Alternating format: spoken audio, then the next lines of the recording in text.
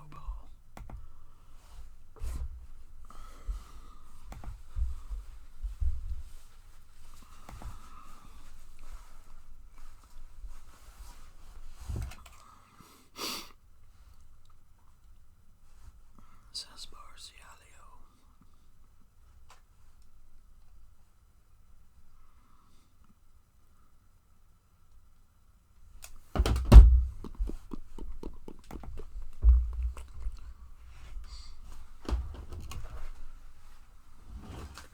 Trying to watch the comments on here.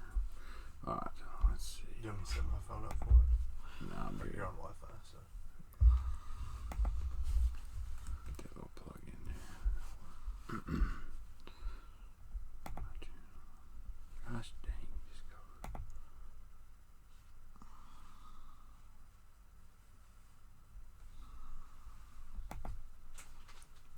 There we go. Oh, 27 people waiting, 28 on YouTube. Here we go.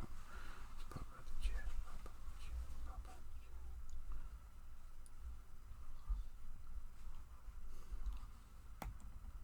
Use the code Baitman.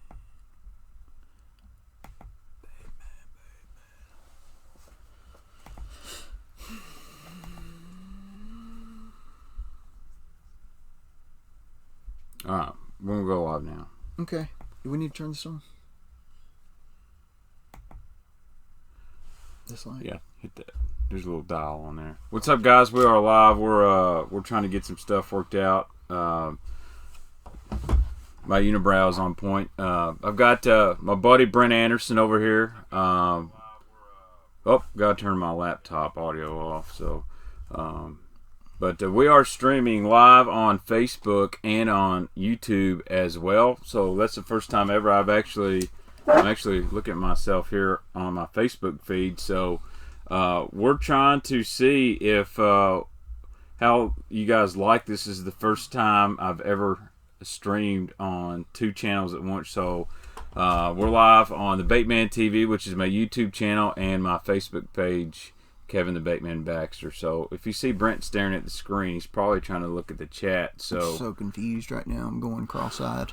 Well, the best thing is now that we got this cool setup, our stuff isn't backwards, so people can read stuff on your hats. If you had a Derby jersey, they could read your sponsors. Man, I had a jersey for the USA Bassin last week. Yeah. My partner, he ended up breaking his foot, bless his heart.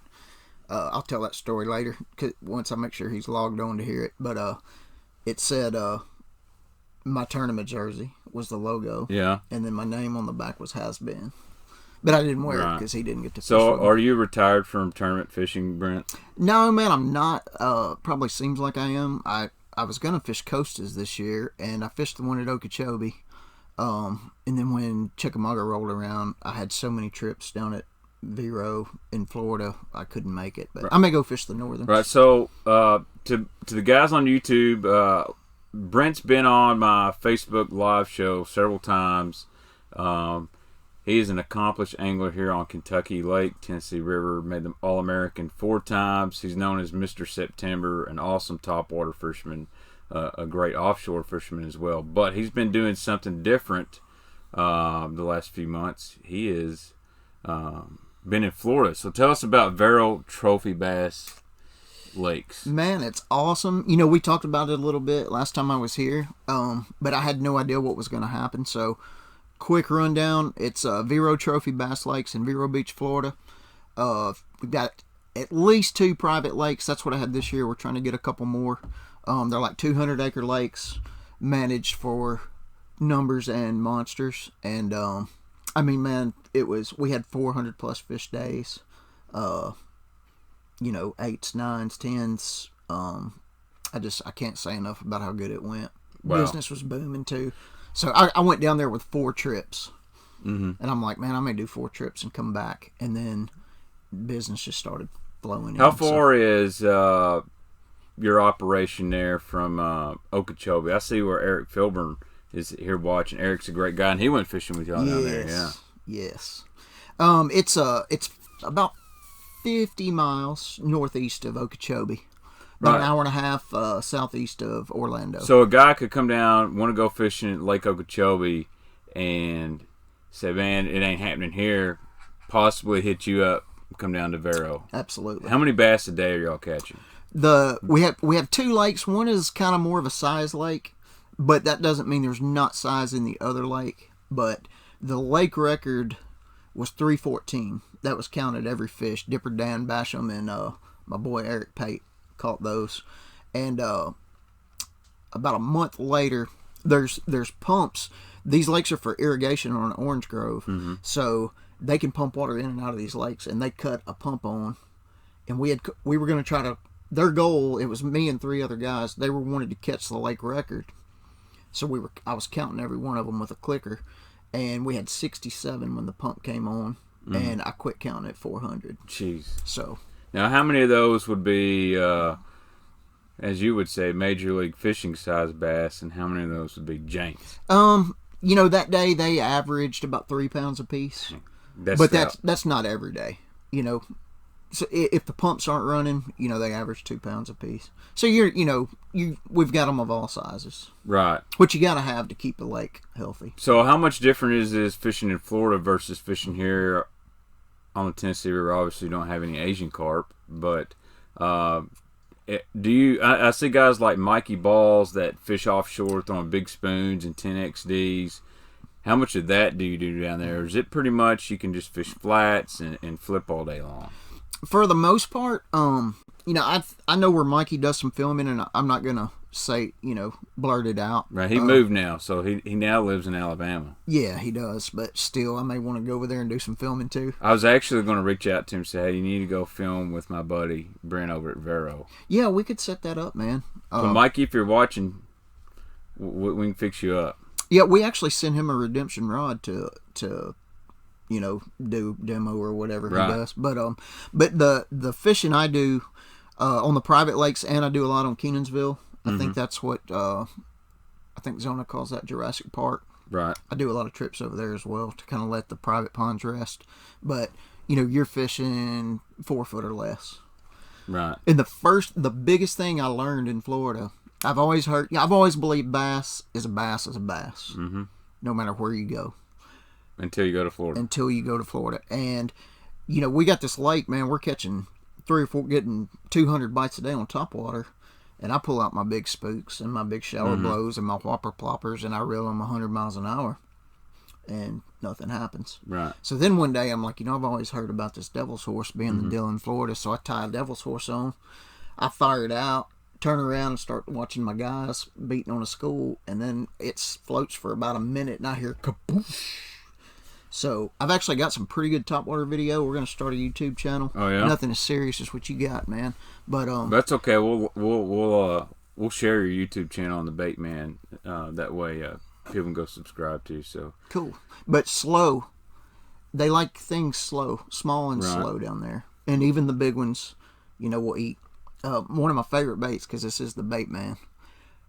$3.99 H2O Express Slush Daddy. Yeah. Little bluegill pattern. It comes from Academy. Yep. Dude, they actually make pretty good baits. So as we're going through, I'm watching Facebook and watching YouTube, trying to look at comments. So if you're on YouTube, number one, thanks so much for joining. Make sure you smash the like button. If you're a new person to the channel, hit the subscribe button for me. You don't have to, obviously. If this is going to get wild, and if you want your question answered, you can use the super chat feature to make a donation and put it up there, and we'll make sure we answer it. Facebook guys, I'm watching too, and I enjoy you guys joining. It's been a long time since I've been live on Facebook, and I'm going to try to do this simultaneously, cast on both more often, and get back on doing Facebook Live on Thursday nights. So Slush Daddy is the shiznit. Attaboy, Douglas Cook. I saw my buddy, look at here, Shane Powell. He's on here. He's a hammer. And I seen old Kelly Reedheimer on here. I bet Reedheimer's at Table Rock. So we're going to answer a few questions here. Low Budget Bassin is live in Orlando. Man, you need to come see us in Vero Beach. I'll be back down in October. It's a time of your life. What's your number one producing bait overall since you started fishing down there? Who asked that? That is Zach Morgan. Zach Morgan. For bites, just getting bites all day, every day, almost every cast, swimming a ultralight speed worm. That's always been, it seems like a staple in Florida is a swimming worm or something like that, whether it's a zoom worm, a net bait, or whatever. When guys ask me, hey, I'm going to Florida, what do you recommend? I always say, get you some kind of swimming worm. Yeah, it's unreal, man. How many, and that was Kenansville too. I actually learned swimming the worm on Kenansville, because when I got there in February, and it was there were a lot of done spawning, but there were some kind of right in the middle and some pre's, and the jackhammer, evergreen jackhammer chatterbait was the deal. So as I keep going over to Kenansville, the grass gets higher, and it gets to the point you can't even get a chatterbait over it. And I was like, man, there has to be a way to catch these things. And I went to Florida like 10 years ago and heard that speed worms were good, so I broke some out and just put them on a lightweight, man, and just retrieve them. It's really simple. But for size, chatterbait and topwater. Colors, Florida colors, June bugs, as long black, as it's blue, purple, as long as it's or black. As long as it's purple, I think I got plenty baits that would work in Florida. You had me at purple. What's up, Richard Berry? He's here on. We got a lot of people shouting out on Facebook. Blake Hall, my buddy there. Blake's watching. Blake, you got a guy on here that was trying to get a hold of you for a guide trip. Might want to answer the phone. I see my longtime friend, Mr. Randy Flowers, is out here offering advice in the live chat. If you wanted to get a good, strong jig game, probably follow Randy.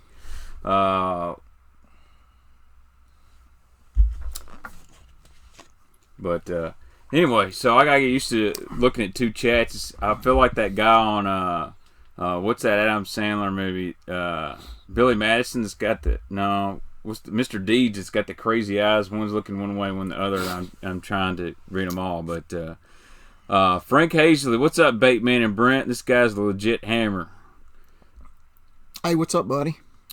Nick Cavazos, we have some small city-managed ponds, small lakes managed by the state full of vegetation stocked with forestry. They won't hit a plug while it's moving, but can't stand it sitting. I have seen that same. I mean, it's crazy, man. That's that you can catch them on about anything down there as long as you can make it fish slow. Dude, you should be Ned Rig City. What's up, Jesse Mitchell? Jesse's our local kayak fishing queen. Yacker. Yep. And then let's see here. Keith Nimchek, what's up, man? Illinois guy. Neil Risley says, "Go Warriors." Go Dubs. Man, they look terrible. I think they're gonna snap out of it now that KD's hurt, man. So Brent's a big basketball fan, and I really don't have a favorite team since Sean Kemp retired. So I guess I'll just root for the Warriors as well. There you go. Get on that wagon. I'm not gonna. Is LeBron in the playoffs? He didn't make it this year, man. He didn't make it. He lost his president and everything over there, and LA is falling apart. Yeah, it's a tough deal for LeBron, I guess, when you can't hang on D Wade's back or whoever else it was. So, any other baits other than the speedworm? What are some key things if a guy is going to book a trip this fall? When are you going back to Florida? At the earliest, we're going to fire up down there about mid to late October. Mm-hmm. If I end up, there's a chance I'm going to go fish the northern coastas just for fun. Right. But if for some reason I were to make the championship, it's the first week of November at Lake Cumberland, so I will leave there and go straight to Vero. So between October 15th, November 15th, somewhere in there, I'll know for sure. Well, my birthday's the 27th of November, so if you just want to leave the Baitman open week, we can go film all kinds of videos. We can do that, man. I don't know if I may get killed if I do a week, but we could slide in 2 or 3 days for sure. That's right. Because that's one thing I really want to do. I want to try to bring more fishing footage to the channel. And like I said, I'm really hoping to do this full time, maybe as early as late this summer. And, there's going to be a lot of cool content on here. I got some more bass boat videos coming. One I cannot talk about. I promise you nobody on the internet has got footage of this boat I'm going to lay up here. My dad's calling. And But it's tough. You got to work at it. But I got to go to work tonight. So let's talk about Kentucky Lake. How long have you been in now? I've been in about a week. I came here. I qualified for the USA Bassin with a friend of mine last year, and I didn't want to come back. I told him I'd fly him down to Florida if he would let me set this tournament out, but he was determined we were going to win that boat. But then he breaks his foot in practice, so I have to fish alone. And I fished Kentucky one day and got 4 bites. And I remember a few years ago flipping on Kentucky Lake and, 75, 100, 125. So I went over to Barkley. I feel like it's a needle in a haystack on either lake, but the haystack's a lot smaller on Barkley. And I ended up catching a couple big ones over there. So I spent the first day of the tournament over there. I think I had 13 something and was in like 30th. And I had a bad deal, man. In 15 years of fishing Kentucky Lake, I've never had a altercation on the water, and I got into it with a guy over there and kind of lost my cool. And I went back and apologized to him, man, because I don't know. I was hoping to end my career here with that never happening, but it kind of bothered me, that I let it get to me, and I ended up dropping out the second day. Right. Plus, I needed 25 pounds to come back and do anything. So, all right. So we've got a few people. Eric Sanders on YouTube asked, "What about Kentucky Lake? I heard they were moving out fast." Another person, Keith Nimchek, says, "How's the ledges? They getting out there?" And now I'll let you guys know. I went out with Ben Parker yesterday. Ben's one of the best anglers here on the Tennessee River system. Very well respected. Probably one of the best behind a graph. No disrespect to Brent. He's really good. And Ben will tell you that Brent's one of the best on a graph on this lake. And we graphed. And I'm sure you know a lot of the places Ben knows. Yeah. And we didn't find a fish. I don't mean we didn't find 2 schools. I mean, we didn't even graph 3 bass. And it was really, really tough. I mean, so I think they're out there, but they're not in these groups of 5, 6, or 20 like they used to be. And it might be a little early. We still got a moon coming, but, on Pickwick, there's guys putting up screenshots of bass. I mean, heck, they might be 3 or 4 years old, but... Yeah. Well, they have a lot more bass than Kentucky Lake does, I mean, just down honest truth. Yeah. That's something me and Ben talked about, and I truly believe that our bass population has declined a lot more than I truly thought. I thought it might have been down a little, but it's way down. Yeah. And unfortunately, I'm not trying to badmouth the area or anything, but we got to be honest with ourselves. Yeah. So I see a lot of people posting on social media, and it's okay. I think eventually they can make a comeback. I do have hope for it, but for right now, I'm just beyond discouraged. Yeah. So what do you think is the issue? Is it just the carp, or is it, I think it's just a bunch of things. Carp, it's fishing pressure, it's not taking care of the fish at tournaments. Yeah. Bad spawns. That's, I mean, I think I say this every time, but I stick to my theory, and I believe heavy fishing pressure in the summer months. And I don't mean the hot months. I mean the post-spawn months. I've caught, when they get back shallow again in August, spook season, September, even though the water's still hot, they're in a lot better condition than when we catch them in May and June out there real deep. But I think fishing pressure killed the population, and the carp competing for the plankton has kept the population from the coming shad back. exploding. Yeah. But that being said, there's I caught several, especially on Barkley, a lot of small, 9 to 12 inch fish the other day, and I'm hearing a lot of guys catching 40, 50 a day on Kentucky Lake. So, I mean, that's a good thing. Right. Will this lake ever be what it was, 5 years ago? As long as there's no grass here, I don't think it's possible. Right. So that's the big elephant room me and Ben talked about yesterday is you can do what you want. You can do restocking programs. You can get rid of the carp. But you remember the lake, when we didn't have any carp, the weights didn't go way up until we had hydrilla back in. Yeah. Ben said, they don't want to put a hydrilla in because it's invasive, but they sure ain't doing much about invasive carp right now. Right. So I think, Florida strain bass were introduced in New Johnsonville in 1995. and like so we didn't see a boom in the New Johnsonville area until 2009. The hydrilla grew in 2006 in New Johnsonville. 2009 it started to grow, and we had a flood and it stunted it, and that was when New Johnsonville was put on the map. Right. And it was insane how good it was.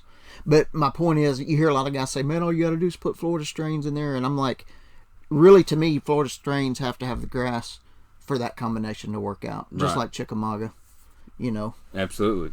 And here's, you know, to the guys that don't know, Kentucky Lake, the current flows south to north. So all our water comes from Pickwick, Gunnersville, Wilson, Wheeler, all down there, and we are at the end of the funnel, so we get more water fluctuation than any of those lakes. And unfortunately, that can make fishing really good sometimes when you get a quick rise in the spring and those fish are ready to go shallow, or it can make it really bad when those fish are ready to go shallow and they drop the bottom out of it. So the fluctuation hurts us quite a bit.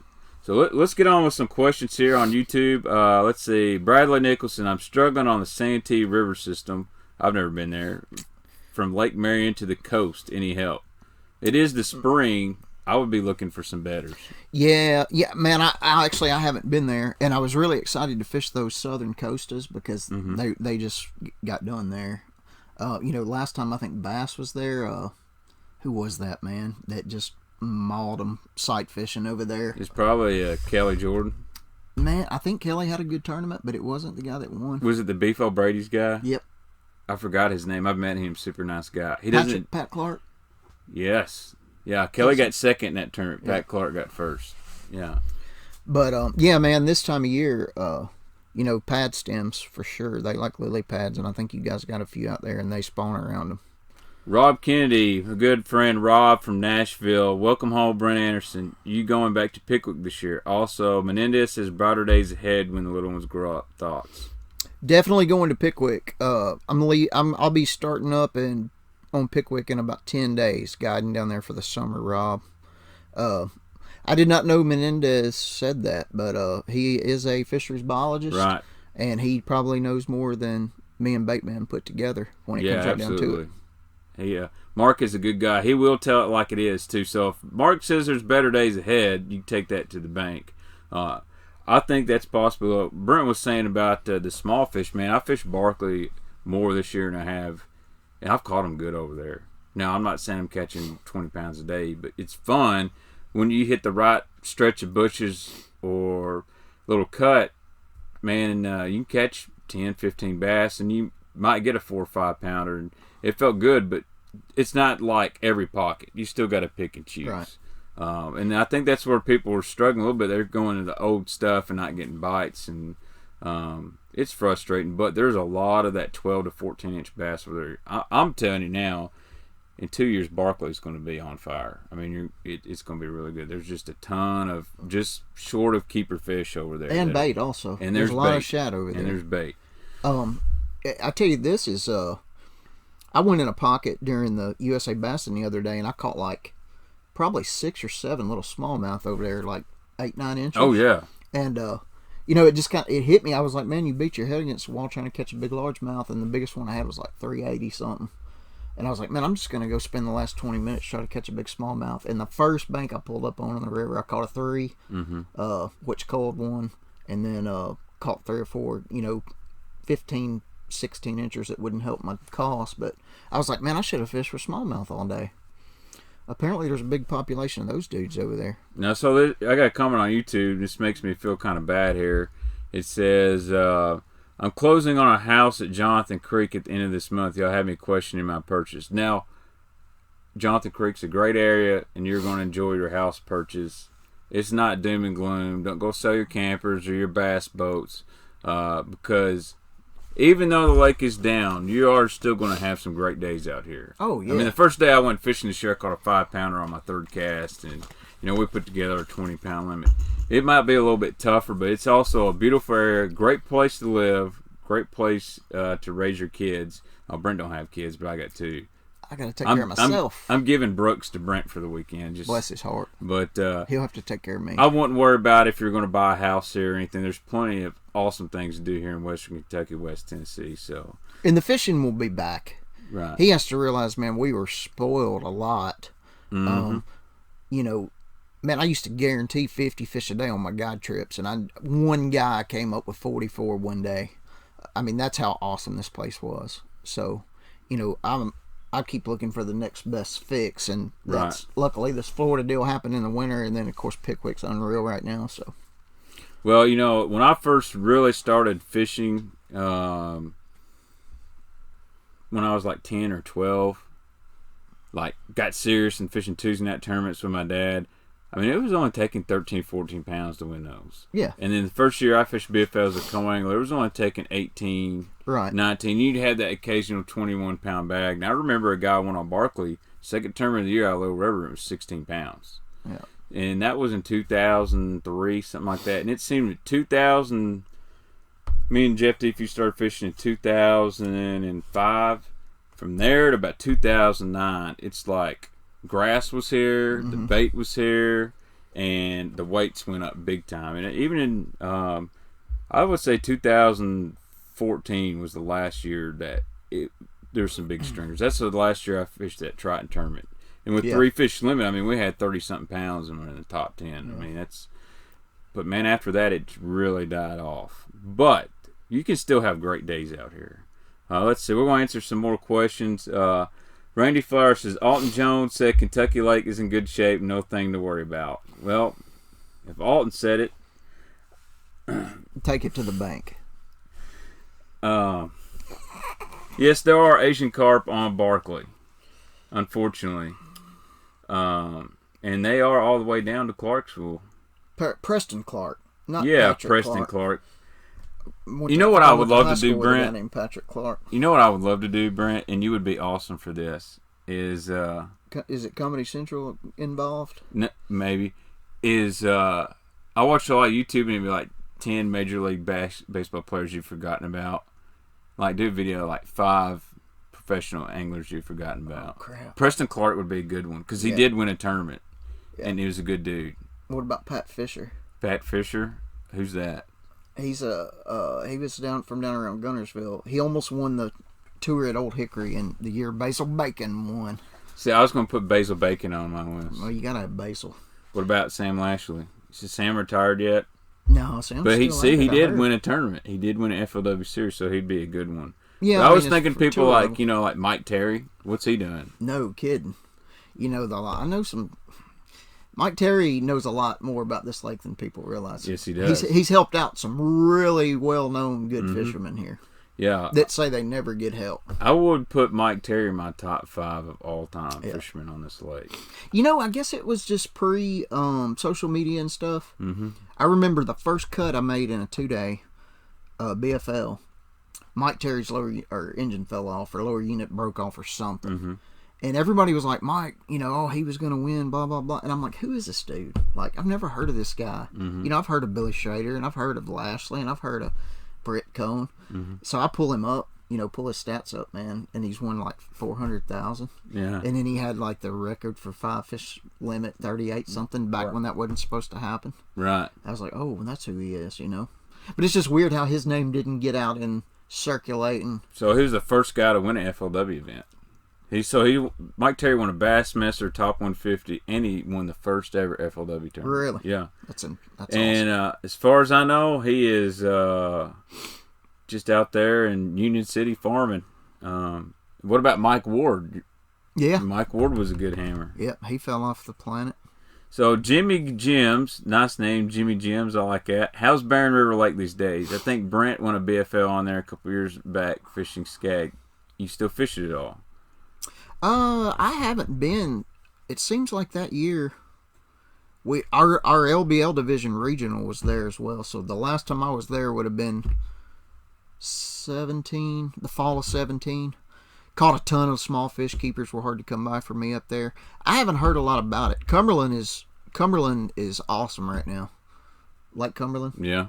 It's probably one of the best fisheries in East Tennessee, yeah. Small swim baits. It's loaded with all kinds of bass. Mike Terry runs a chicken farm for Tyson. Duck hunting with him back in December. I know Mike likes to duck hunt. I've been there to the money pit before. Have you? I didn't know. It's a I cool know operation. nothing about him other You don't than... duck hunt, do you? No, man, I fish. Duck hunting's too Fish and expensive. sleep and watch basketball. Here's a good comment. Derek Rimmets. Remember Derek Rimmets? He won, and he just basically retired. He said, I'm not going to fish anymore. He's making too much money taking locals' money at Guntersville. Absolutely. What's up, JoJo Walsh? I like old JoJo. That dude always catches a big one in tournament. Eddie Indicoat. Barron is dead and has been for 3 or 4 years now. I've never been to Barron River. So, all right, let me ask you this. If you were going to go to one lake right now this time of the year, where would you go? One lake this time of year? Not on the... Okay, how about not on the Tennessee River system? I wouldn't pick one on Tennessee River system, honestly. I'm done with it, bored with it. I tell you what, I've been there 3 times in the fall and hated it every time, but after what I saw my buddy Micah Frazier doing the Elite Series last week, I'd go to Lake Fork right now. Dude, Lake Fork is the bomb. Yeah. He was hashtag shallow bar and spooking them down there. Magnums. Somebody says, what about Bobby Kilzer? I haven't seen Bobby in a while. He's a good dude. I like Bobby Kilzer. He gave me a seminar in Fisherman's Headquarters parking lot one day on how to fish the fluke, and I was so excited to go out there and fish it and caught some fish. So Bobby, he's one of my best good friends. We kind of lost, I don't want to say, we lost touch when he quit fishing. I mean, I still love him to death, but he just got tired of the rat race out there and the cutting off and people hole jumping. And yeah, so let's talk about that. And I don't want to be negative, but there is some things other than just the catching fish aspect that's really changed on the lake, and we'll hit that a little bit. One, I love social media. I think for the most part I do a pretty good job at it, and sometimes yes, I can get a little randy on people. So randy. Yeah. Yeah, so, I just, but here's the deal. On the lake, the last 5 or 6 years, man, people have really, there's not much respect anymore. There's not, man. I gotta, this deal that happened with me last weekend, this guy. Brent got into it on the water with somebody. He's torn up. I've cost myself hundreds of thousands of dollars staying out of people's way, not pulling up there because, Joe and his granddaddy are fishing and I need to fish there. And man, I pull in on this bank and a guy, before I'm eating a honey bun, and the guy just comes up and starts cussing that I cut him off. And, looking back on the situation, I see what happened. I didn't realize he was coming around. I thought you were going to say he wanted my honey bun. I didn't know. I would not have given him my honey bun. I gave him my honey hole, though. But I just lost it, man. And I guess it was because I've held it in for so long, and it was my last tournament here, and I was like, and he got it all. And then I left, and I shut down, and I started laughing about what I said because I'm not real good at it, man. I mean, it was kind of funny, some of the words I threw together. And I ran back in there and apologized to him, and we laughed about it. But yeah, I'll be honest. I was fishing with Jeremy Estes. You know Jeremy. Oh, big Jeremy. Old Jeremy Estes, Strike Force Attractor. And I was working for Ronnie Critchlow and on the side. So I fished this tournament, and this old man dog cussed me out in front of Catawba. And the only time I ever lost it, I said, listen here, old man, we're about to take it to the bank, and I'm about to whip your ASS. And Jeremy's back there, and Jeremy's a big dude. He turns around, and it's like he's scared, and I'm like, what? And he's like, that old man, he would beat the crap out of you. And he said it most serious, and so then I apologized, and that guy was torn up, but he pulled right up in on me, and Jeremy's like, I was just giving you crap. And I felt bad because I'm like, I was like 21. I'm wearing, my Yamaha outboards. Then you didn't have a jersey. You had to button them up. Oh, I yeah. actually got one in. With embroidery? Embroidered. And, get that embroidery. And I just felt bad about that. How is the red ear bite Brandon Rogers asked? Hey, Brandon, this sounds like a big commercial for Vero Trophy Bass Lakes, but we also have Vero Trophy Red Ears. Go check out our Facebook page, Vero Trophy Bass Lakes, and look at some of these red ears, bro. And I don't even know how to catch them, dude. And we're catching, 40 or 50 1 to 1 3/4 pounders a day. Come see me. That's a great point, Chris Weiss. I can spell. I can actually use a tape measure too, believe it or not.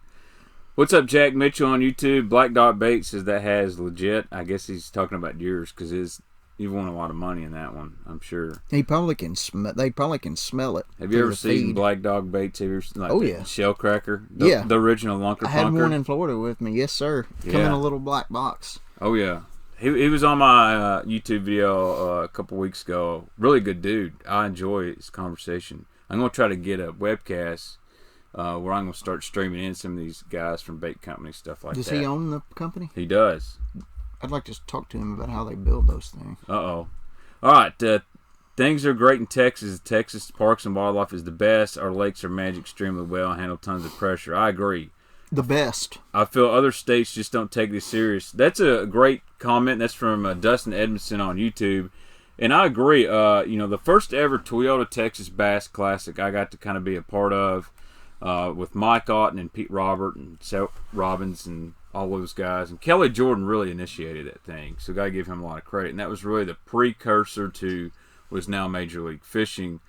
But you couldn't done that on very many lakes at that time. But the way Lake Fork has been managed and set up, and the money that Texas Parks and Wildlife puts into those fisheries allows them to do that. You look at Rayburn, Fork, Toledo Bend, then you've got Conroe, was it Lake Louisville, Falcons coming back, O.H. Ivy, Lake Ray Roberts. Those are all places. Even Ray Roberts, like the ones you don't even hear about. Yeah, those are lakes you can go out there in the spring and throw a rattle trap or whatever brand of lipless you like, and you got a chance to catch a 10-pounder any day.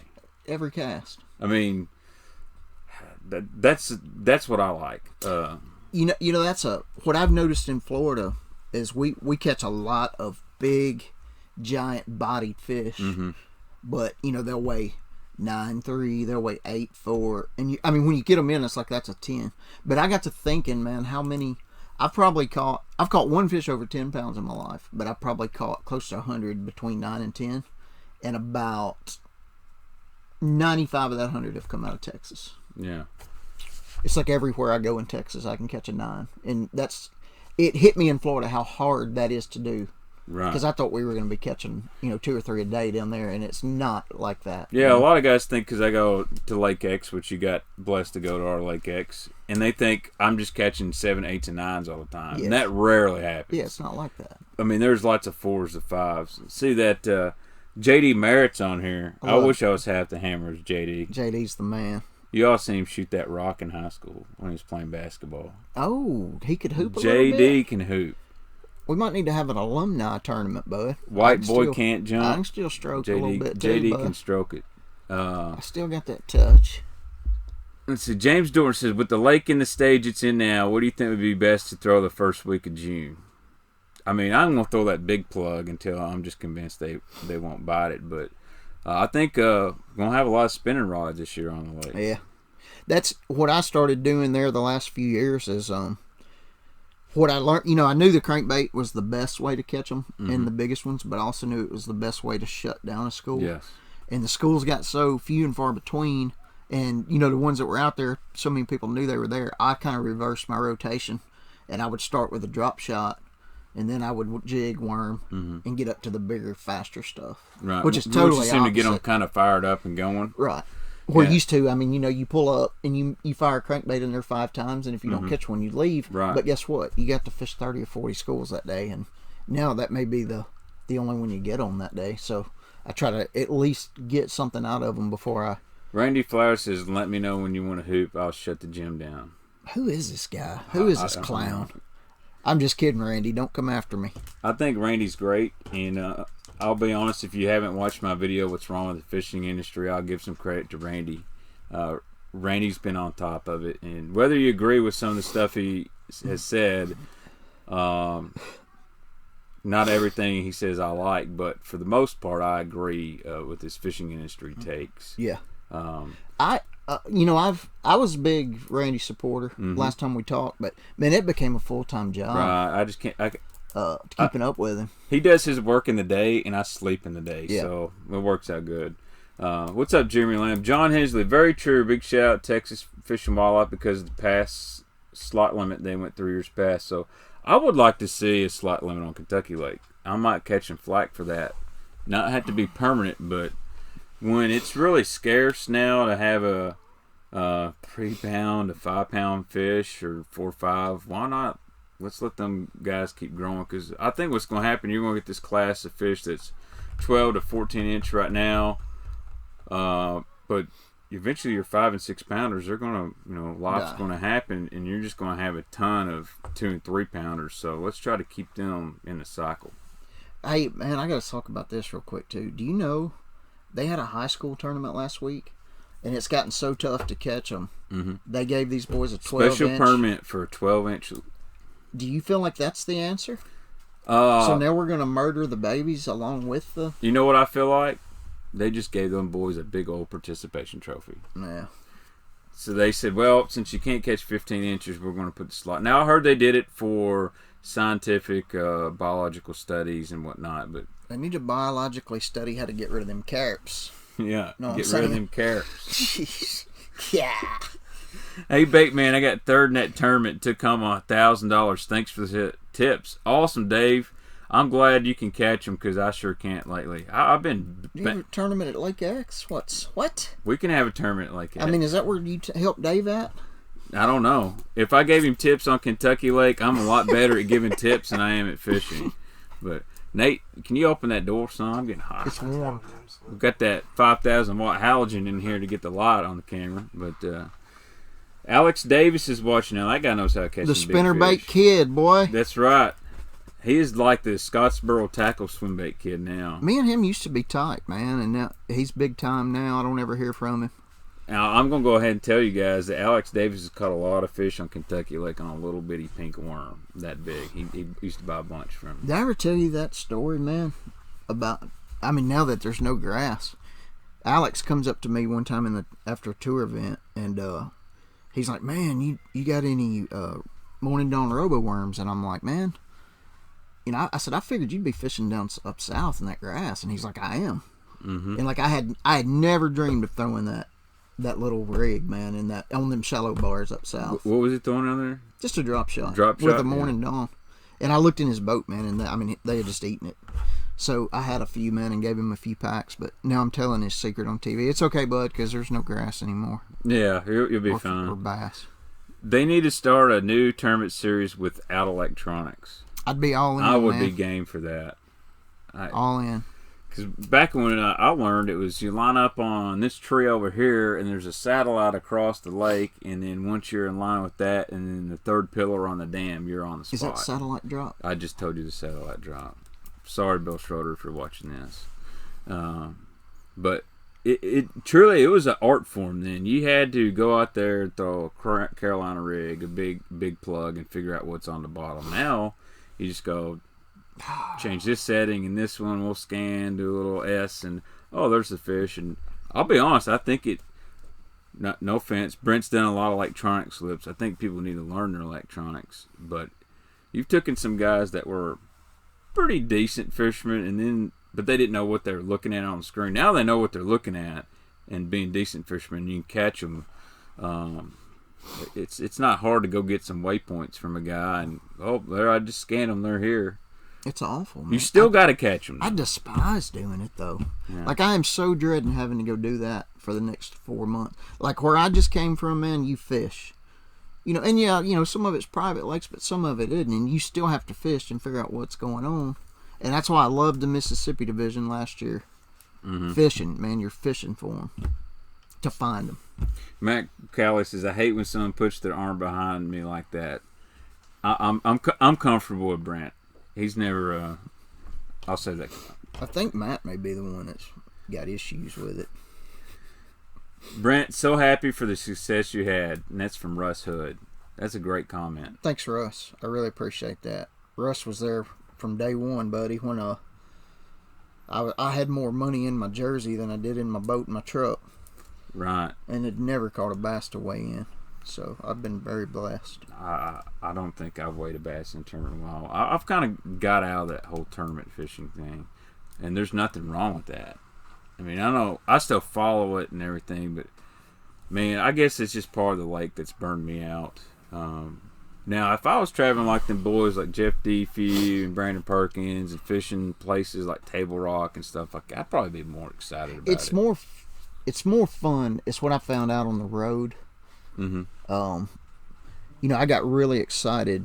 A few years ago, I went and fished the Mountain Division, had a really good year and enjoyed it. So I went and did Mississippi last year. So that's why this year I was like, man, I'm going to go do Costas, fish less tournaments, but travel, go to some good new lakes. And like I say, that was my plan to start the year, but I got busy in Florida, so I may go do the Northerns. But it's just nice to see new scenery, man, and fish different ways, you know.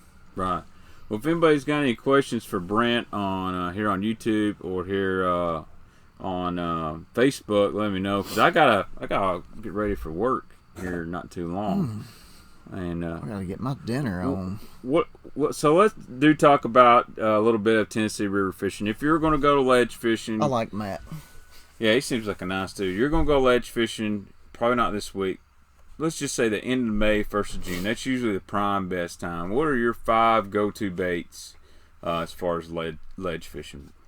I never go anymore without a drop shot in my boat. I Okay. know that sounds hilarious. If people knew me 5 years ago, they'd really think it's funny. See, I got me a little weenie worm box here. Absolutely. Is this the one? This is the one I catch them on. So this is Aaron's Morning Dawn. Yeah. And it's got the little white belly. Anything pink or purple, I think, will catch them. So we basically replaced 10-inch power worms with this. Yes, and you catch big ones on it, man. That's what's crazy. But Yeah, this is the Alex Davis one. He likes Morning Dawn Red Flake. Sorry, Alex. we're blowing up your spot, Alex. But what I have learned on that deal, About that guy. I hadn't messed with these yet, man. But I think they're going That's to a work. Robo Ned and Morning Dawn. They'll or eat these Aaron's up north. Magic. Them old brown fish will. Nice little belly scoot on him. But what I've learned on a drop shot, you hear these people talking about seeing a school, but they won't bite. Right. Those are bass, but they won't bite. That to me is false news, man. If you lay that pink worm in that school, you may have to let it sit there for 15 minutes. One of those bass will show They'll himself. come over and get curious. If they tell you they're bass and they won't bite, then try that. And if they don't bite, they're not bass, guaranteed. Frank Hazley makes a good comment. How do we contact you for a guide trip on Pickwick, and what about Chick? Message your Facebook page, Brent Anderson Fishing? Yeah, or just my personal page, Brent Anderson, or Brent Anderson Fishing page, either one, man, and I'll get back to you. And he's got Instagram as well, so you can slide in his Brent DMs. Anderson Fishing. Is that how they say slide up in your DMs? I think they slide up in them. That's what they try to do, the ladies try to do.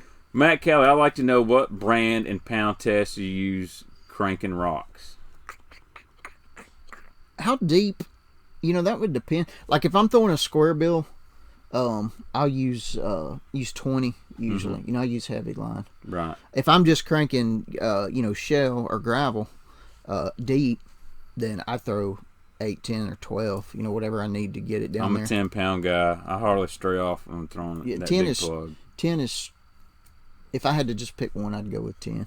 But if I'm fishing shallow bars, 6 or 8 foot bars, I actually use mono, 15-pound mono. What pound test do you use on your drop shot?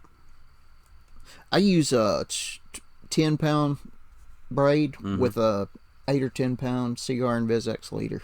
I think that braid fluorocarbon is super popular. A lot of people's really going It is there. the only way to go on spinning rods. I'm Right. not big on it on bait casters. You know, I'll be honest. I did the tactical bassing thing, and I rigged up a swim bait, 60-pound braid and 17-pound fluorocarbon leader. Now Matt uses mono. He uses like 20-pound Maxima, and I like it.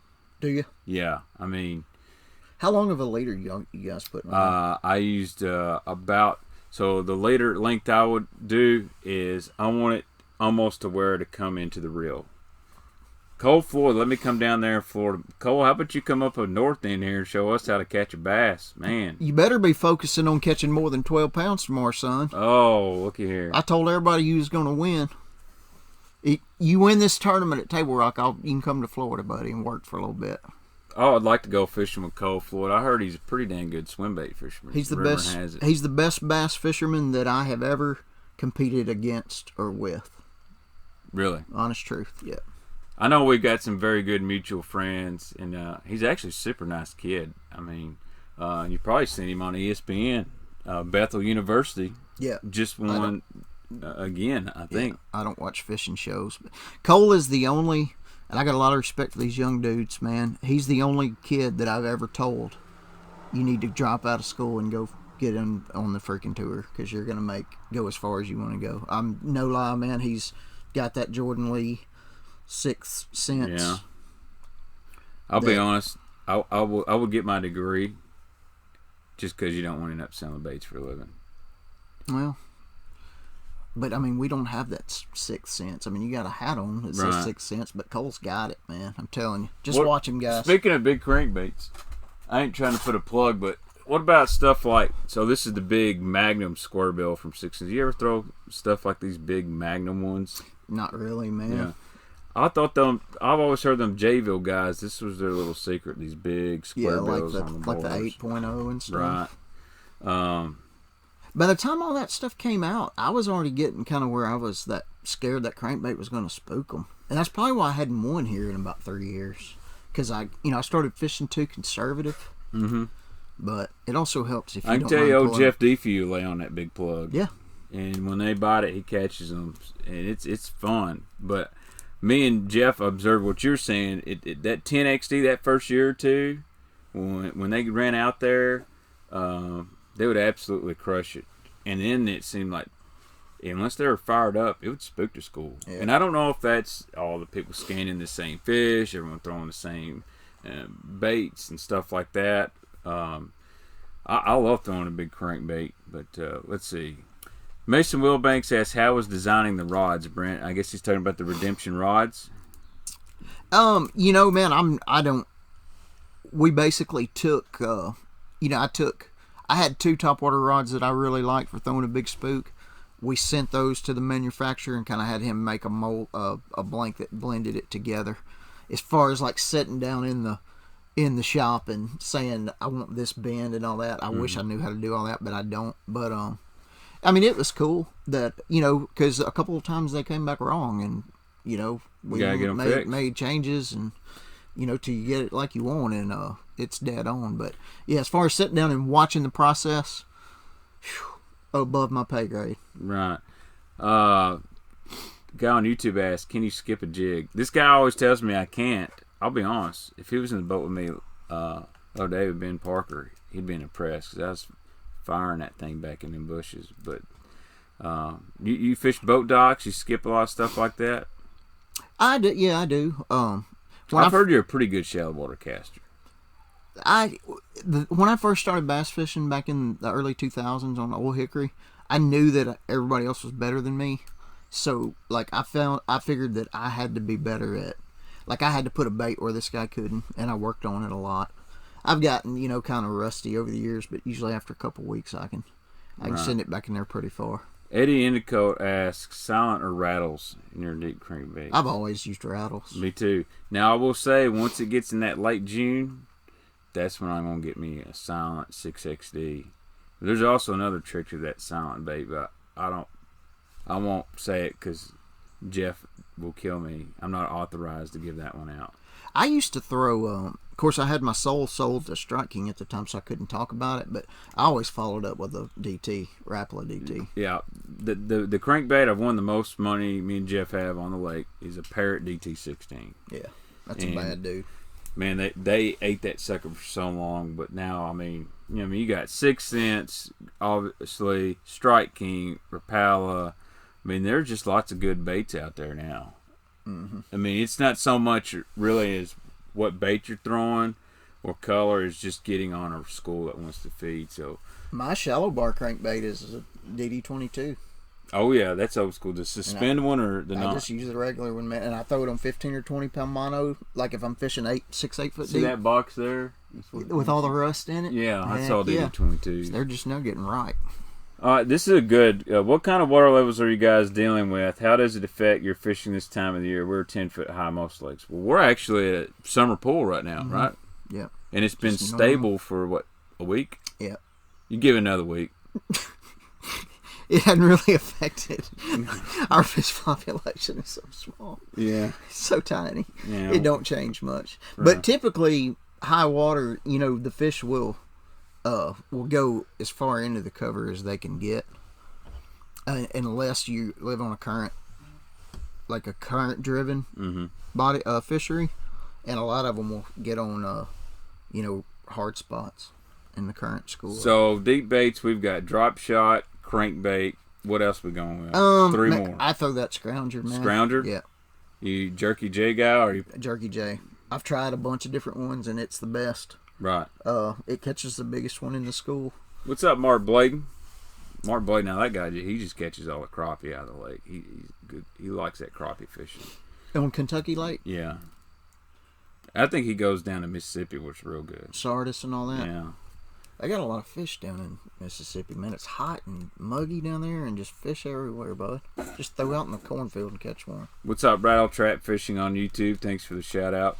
All right, if you're ledge fishing them and catching them good, will you go shallow just to keep them honest? Absolutely depends on the size of them. Right.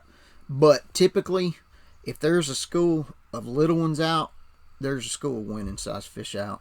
And when they're out, you cannot compete with them shallow. So I would say, if you found one school in the entire day and they're 2-pounders, yes, I'd go shallow. Right.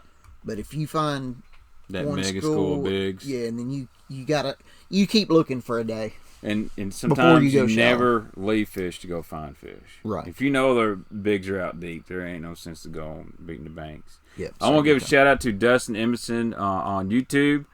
Thanks for the donation, and I really appreciate it, man. And you guys have done so much.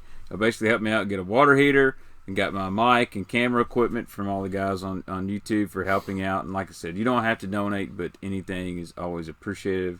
And I try to use it by giving back into the production here. So, Joey Malaco says he likes that sniper shad, the STC. I got one up here somewhere. It's a pretty good one. It's got more roll than a jerky J. It's totally different action. It would probably be my second choice. Right.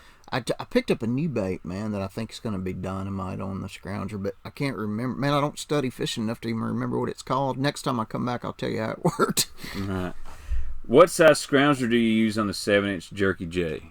1 ounce. 1 ounce. That seems to be between you and Jake Lawrence and your boy Lambert. They likes the 1 ounce. That I actually like a 3/8 or half and put a small super fluke on the back and kind of finesse it with some 10-pound line. Man, I took a couple. Casey that I guide for a lot. He got his parents a trip, and they can't throw bait casters. Mm-hmm. This was about 3 or 4 years ago, and I was killing them on a big scrounger. So I rigged them up 1/2 ouncers on spinning rods and put a Super Fluke Junior on them, and they caught 27 pounds. Dude, I'm telling you, it's something about that little guy on there. The only thing I would say, I wish somebody in maybe Scottsboro Tackle would make a scrounger with the owner hook in it. I love those owner hooks. Yeah.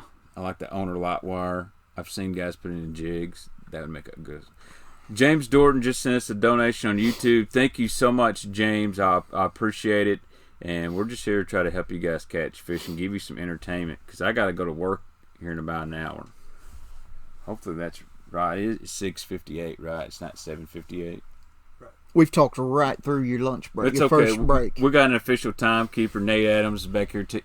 He's running the lights for us and keeping time. So let's see. Say what up to my boy John Dick. John Dick. Brent was kind enough to let me tag along with the Vero Lakes this past January. Amazing does not adequately describe the experience. I strongly encourage everyone to consider a trip. I guarantee it'll be a trip of a lifetime. Wow, that's a great testimony. Thank you, John. John's a good guy. I've only got to talk to him a couple times. Super nice guy. I don't know if I'd go that far.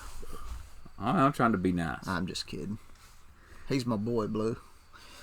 I agree. That guy says he likes the owner shaky heads. I like, when I want a shaky head, I'll throw some of those. I like the Picasso ones as well. Corey Skew, where can a guy get some butter? Just call me later. I'll butter you up.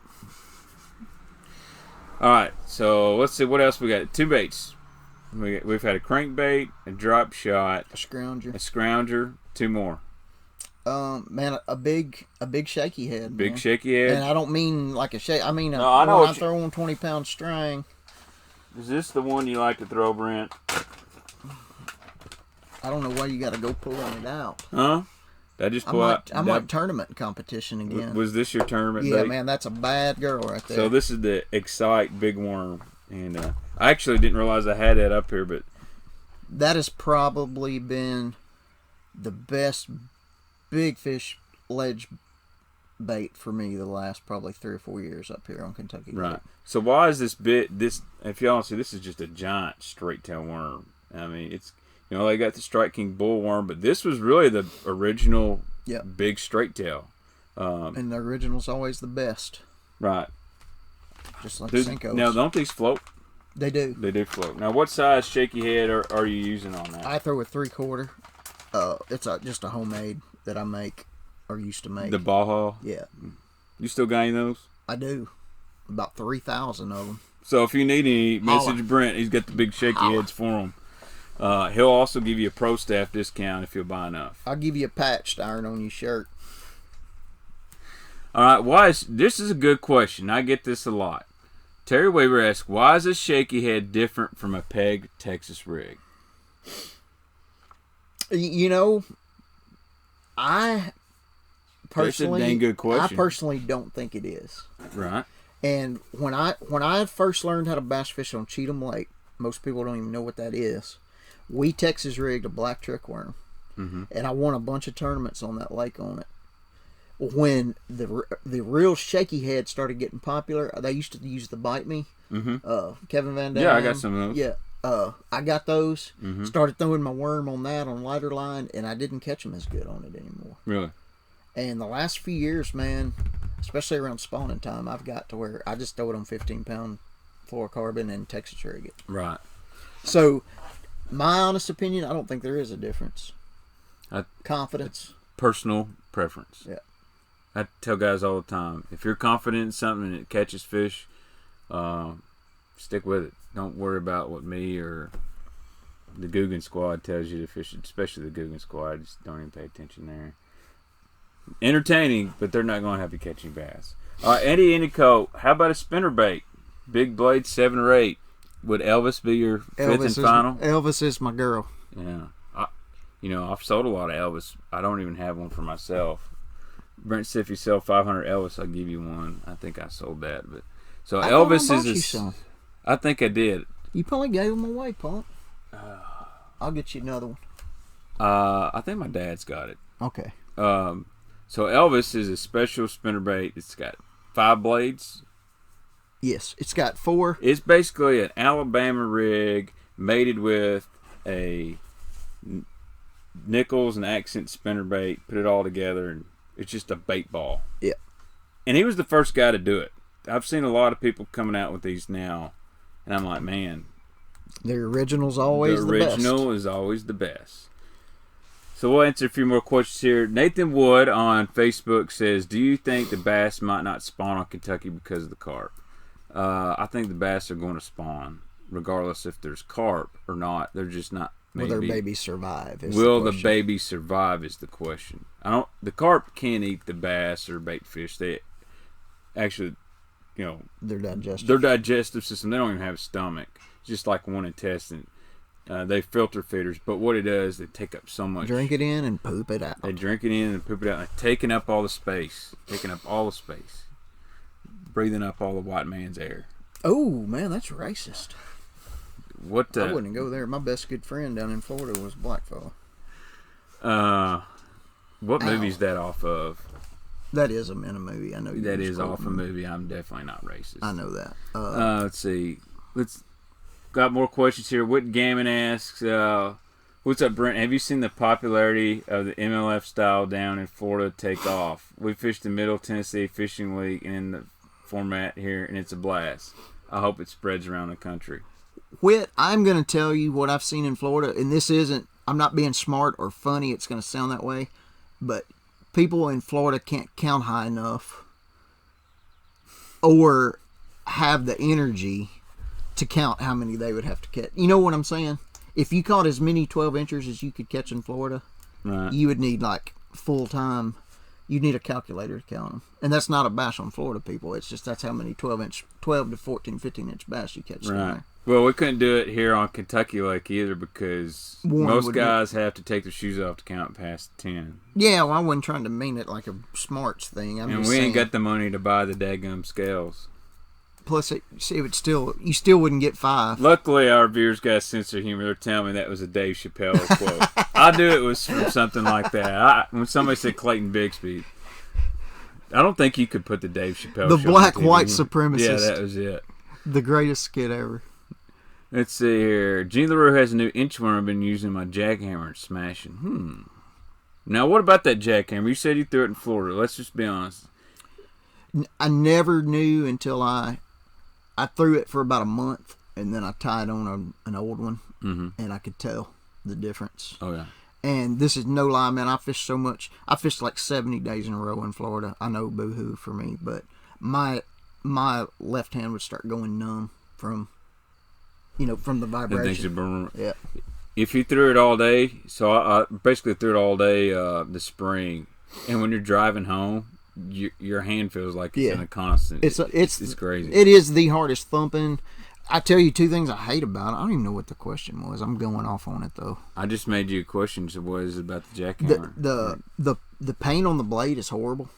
I'd rather just have the old shotgun blade, like stain blade. And I mean, we catch so many there at Vero Beach, man, that like the skirt will be eaten off in a couple hours, and there's not a skirt keeper to replace it with a normal banded skirt. So that would be, if I'm sure Evergreen's listening and gonna make me a fresh batch of customized ones. Give me a better painted blade and a better skirt keeper. Thank you. My dad has called me like 7 times. You need to text him and tell him. My dad don't text. He just thinks if I don't answer the phone, then there's something wrong. We're live, Bubba. Yeah, he don't understand the Facebook deal. So, all right, let's see. Thanks, guys. I got out of bass fishing several years, and when I come back, it's all shaky head stuff. Just seemed to be Texas rig to me. Go for it. You'll catch them, buddy. So somebody did say about the jackhammer that it is money, and that is true. It is more expensive. I like it. I mean, that's the one I throw up. Throwing the Strike King Thunder Cricket is pretty good as well. Let's see. What about swim baits? I know you're a swim bait guy. You got any special swim baits you're using these days? Man, I really got into the hard glide baits, hard body glide bait, especially bluegills. A lot of jackal stuff down in Florida. They croak that thing. They probably just about exclusively feed on bluegills down there, even though we have golden shiners and threadfins and gizzards, but they love bluegill imitations. And I messed around with a lot of this big guy stuff. He said, so it's a YouTube comment from Realistic Fishing. Dude, you want to see a cool channel. Like, he goes out and he fishes, and it's not, I'm trying to make a big production. It's either, listen, I just went and bought $1.99 power worms. I'm going fishing with whatever I've got in my truck, and makes a video. That's awesome. I'll check him out. He lives there where your old stomping grounds. What's his name? His name's Alex, I think, but his channel's Realistic Fishing.